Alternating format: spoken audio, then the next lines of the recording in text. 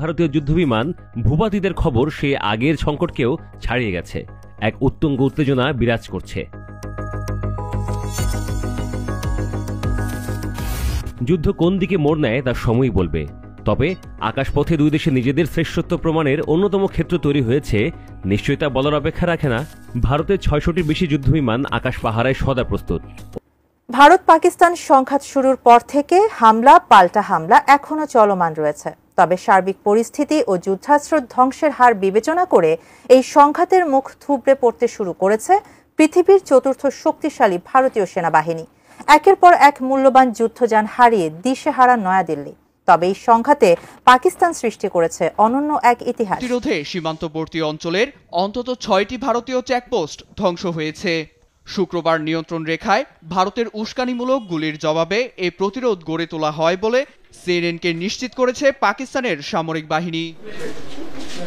বর্তমান পরিস্থিতিতে বিশ্ব যখন উদ্বিগ্ন, তখনই আশীর্বাদের হাত হটিয়ে নিল মার্কিন প্রশাসন। দুই পারমাণবিক ক্ষমতাধর প্রতিবেশী দেশের সংঘাত যুক্তরাষ্ট্রের কোনো বিষয় নয়।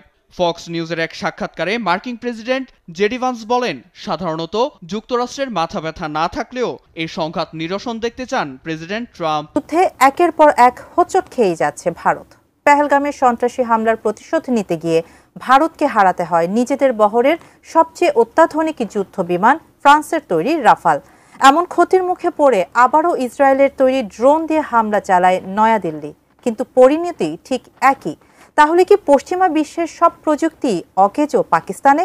ভারত পাকিস্তানের পাল্টাপাল্টি যুদ্ধে এবার ভারত ধ্বংস হতে যাচ্ছে। ভারতের কোনো যুদ্ধের সাথে জড়াবে না যুক্তরাষ্ট্র। ডোনাল্ড ট্রাম্পের কঠিন হুঁশিয়ারি। যে যুক্তরাষ্ট্রের আশা করেছিল নরেন্দ্র মোদী, সে আশার মুখে বালি ঢেলে দিয়েছে এবার ডোনাল্ড ট্রাম্প। ভারতের কোনো যুদ্ধের সাথে থাকবে না এবার ডোনাল্ড ট্রাম্প। ভারতের 25টি ইসরায়েলি ড্রোন ধ্বংস করে দিয়েছে পাকিস্তান। সব কিছু মিলিয়ে আজকের এই ভিডিওটি খুবই গুরুত্বপূর্ণ হতে যাচ্ছে। শুধু তাই নয়, ভারতের রাফালকে ধ্বংস করে পাকিস্তান এক ইতিহাস তৈরি করেছে। এবার নরেন্দ্র মোদীর পালানোর রাস্তাও বন্ধ হয়ে যাচ্ছে। দর্শক, আজকের এই ভিডিওটি অত্যন্ত গুরুত্বপূর্ণ। কে কোন জেলা থেকে আজকে আমাদের এই ভিডিওটি দেখছেন অবশ্যই কমেন্টসের মাধ্যমে জানিয়ে দিন।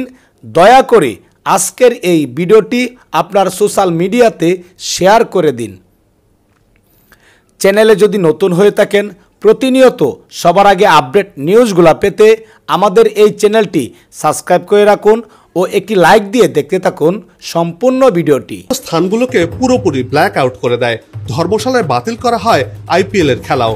মাঠের আলো নিভিয়ে দিয়ে দর্শকদের মাঠ ছেড়ে বেরিয়ে যাওয়ার নির্দেশনা দেওয়া হয়।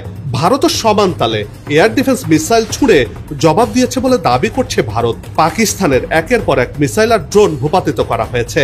তবে সবচেয়ে বড় দাবি, যুক্তরাষ্ট্রের তৈরি সুপারসনিক F-16 যুদ্ধবিমান ভূপাতিত করেছে ভারতীয় সেনারা।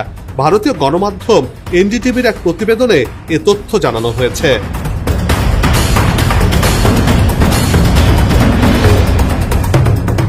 হামলা শুরুর পরপরই সমগ্র জম্মু শহরে মোবাইল নেটওয়ার্ক বন্ধ করে দেওয়া হয়।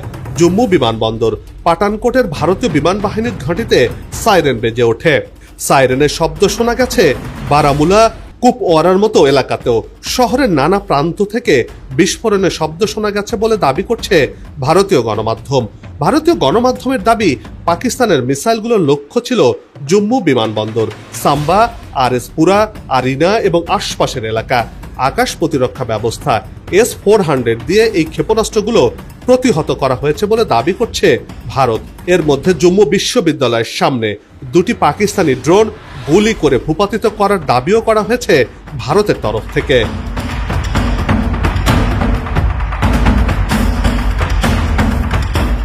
ওইসব হামলার ফলে তাদের কোনো রকম ক্ষয়ক্ষতি হয়নি এবং হামলাগুলো নিষ্ক্রিয় করা হয়েছে বলে দাবি করছে ভারত। ভারতের প্রতিরক্ষা মন্ত্রণালয় দাবি করছে, জম্মু, পাঠানকোট আর উধমপুরের সামরিক ঘাঁটির উপরে পাকিস্তানের দিক থেকে ড্রোন আর ক্ষেপণাস্ত্র দিয়ে আক্রমণ করা হয়েছিল। এইসব হামলা রুখে দেওয়া গেছে। কোনো জানমালের ক্ষয়ক্ষতি হয়নি বলেও দাবি করছে ভারতের প্রতিরক্ষা মন্ত্রণালয়।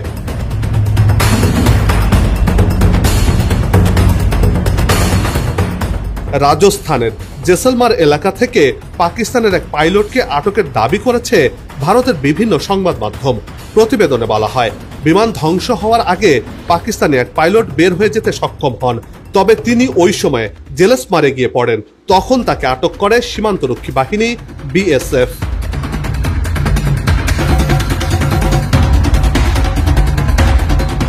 তবে নিজেদের পাইলট আটকের দাবি প্রত্যাখ্যান করেছে পাকিস্তান। দেশটির তথ্যমন্ত্রী আতাউল্লাহ তারার বলেছেন, যদি ভারতের কাছে তাদের যুদ্ধবিমান ধ্বংস ও পাইলটকে আটকের খবর থাকে তাহলে যেন এখনই তারা প্রমাণ দেখায়। সংবাদ মাধ্যম জিও নিউজে এসব দাবি করেন তিনি। অন্যদিকে পাকিস্তানের প্রতিরক্ষা মন্ত্রীও ভারতে হামলার অভিযোগ নাকচ করেছেন। তিনি বলেছেন, ভারত শাসিত কাশ্মীরে কোনো হামলার দায় পাকিস্তান নেবে না, এমন খবর দিয়েছে বিবিসি। যুদ্ধটা ভেবেছিলাম খুব বড় দূর যাবে না বা খুব বেশি দূর যাবে না, কিন্তু এখন মনে হচ্ছে যুদ্ধটা বিস্তৃত হবে।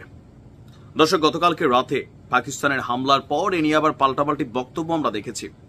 তো পাল্টাপাল্টি বক্তব্যের এক জেরে আমরা এখন যেটা দেখছি যে গতকালকে গভীর রাত থেকে ভারত এই যুদ্ধ শুরুর আগে তাদের যে প্রাথমিক মহড়া ছিল জনগণের জন্য, সেই মহড়া এবং এর বাহিরে অনেক কিছু করেছিল, সেগুলোর পুনরাবৃত্তি আবারও দেখছি। বলা হচ্ছে যে পাকিস্তান আবারও হামলা চালাবে, তবে ভারত বলছে কড়া জবাব দেওয়া হবে। তবে পাকিস্তানের এই আসন্ন হামলাকে কেন্দ্র করে এবার উঠে পড়ে লেগেছে নিজ দেশের জনগণ এবং ভূমিকে সুরক্ষিত করতে বেশ কিছু প্রজেক্ট হাতে নিয়েছে ভারত। ইতিমধ্যেই চিহ্নিত যে রাজ্যগুলোতে ইতিমধ্যেই হামলা হয়েছে বা হামলার শঙ্কা আছে বা পাকিস্তান এখানে টার্গেট করবে, এমন বেশ কয়েকটি রাজ্যকে চিহ্নিত করে সেখানে আকাশ প্রতিরক্ষা সিস্টেম রাশিয়ার তৈরি S-400 এই আকাশ প্রতিরক্ষা সিস্টেম অ্যাক্টিভ করা হয়েছে।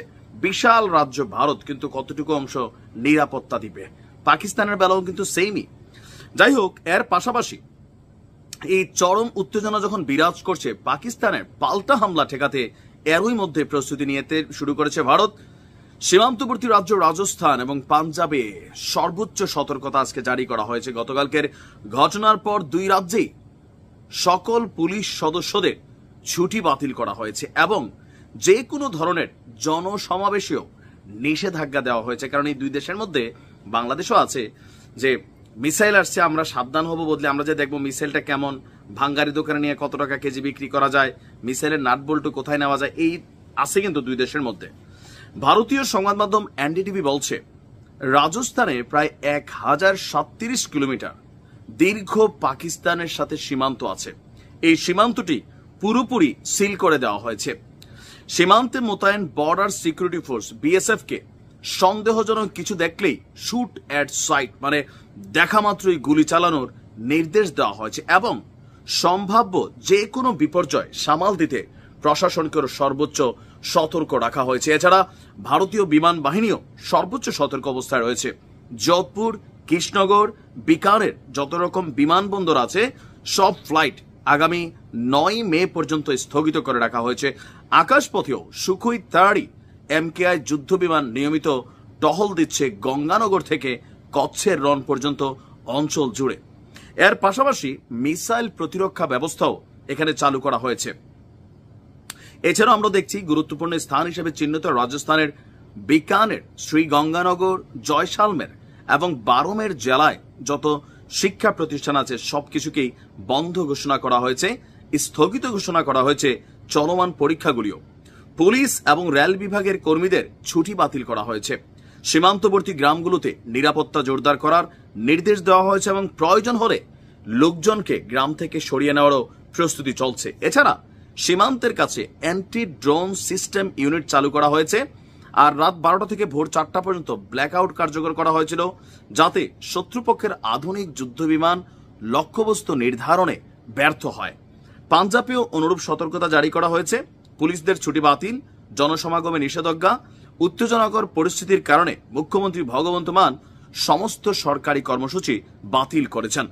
তো আমরা সবকিছু মিলিয়ে আপনার যতটুকু বুঝতে পারছি যে আজকের দিনেও যে কোনো সময় দুই পক্ষ, এক পক্ষ আরেক পক্ষে আঘাত করবে, তবে আমরা চাই আঘাত যেন না হয়। দেখেন, এই যুদ্ধ থেকে কোনো কিছু অর্জন করার কিচ্ছু নাই। ভারতের অনেকে লাফাচ্ছেন, ইয়েস ইয়েস ইয়েস, আরে ভাই হাগার জায়গা পাবেন না 3 দিন পরে। বুঝতে হবে যে এইটা যুদ্ধটা আপনাদের ইকোনমিরে কতটুকু টাচ করবে। বলে পাকিস্তান এদের ইকোনমি আগে থেকে অনেকটা খারাপ, আরো খারাপ হবে, লাভ কারোই হবে না। ভালো থাকুন, আসসালামু আলাইকুম। প্রিয় দর্শক, আপনারা সেই প্রতিবেদনটি দেখতে পারলেন। সেই প্রতিবেদন দেখার পর যদি আপনার মনে কোনো মন্তব্য থাকে অবশ্যই কমেন্টসের মাধ্যমে জানিয়ে দিন। দয়া করে আজকের এই ভিডিওটি আপনারা সোশ্যাল মিডিয়াতে শেয়ার করে দিন। সবাই ভালো থাকুন, সুস্থ থাকুন। দেখা হবে আবারও পরবর্তী নতুন একটি আপডেট নিউজ নিয়ে। আল্লাহ হাফেজ। বাংলাদেশ জিন্দাবাদ।